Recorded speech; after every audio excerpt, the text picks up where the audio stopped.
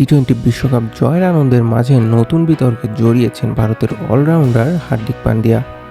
অভিযোগ উঠেছে উদযাপনের সময় ভারতের জাতীয় পতাকার অবমাননা করেছেন তিনি।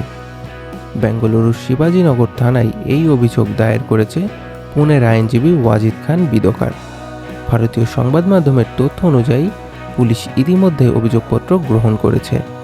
ঘটনাটি ঘটে আহমেদাবাদের নরেন্দ্র মোদী স্টেডিয়ামে টি-20 বিশ্বকাপ ফাইনালে জয়ের পর। নিউজিল্যান্ডকে হারিয়ে শিরোপা জয়ের পর শীতার্তদের সঙ্গে মাঠে উদযাপন করেছিল পান্ডিয়া। তখন তাকে জাতীয় পতাকা গায়ে জড়িয়ে নাচতে ও উদযাপন করতে দেখা যায়। অভিযোগকারীর দাবি, উদযাপনের এক পর্যায়ে পুরস্কার বিতরণী মঞ্চে প্রেমিকা ও অভিনেত্রী মাহিকা শর্মার সঙ্গে শুয়েও পড়েন পান্ডিয়া।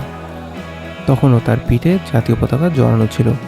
আইনজীবীর মতে এই আচরণ ভারতের 1971 সালের জাতীয় সম্মান অবমাননার প্রতিরোধ আইন এর লঙ্ঘনের শামিল। তবে সামাজিক যোগাযোগ মাধ্যমে বিষয়টি নিয়ে মিশ্র প্রতিক্রিয়া দেখা গেছে। অনেকের মতে এটি ছিল কেবল বিশ্বকাপ জয়ের আনন্দঘন উদযাপন। আবার কেউ কেউ মনে করছেন জাতীয় পতাকার সঙ্গে এমন আচরণ আরও সংযত হওয়া উচিত ছিল। এখন দেখার বিষয় এই অভিযোগের বিষয়ে পরবর্তীতে কী সিদ্ধান্ত নেয় আইনশৃঙ্খলা বাহিনী।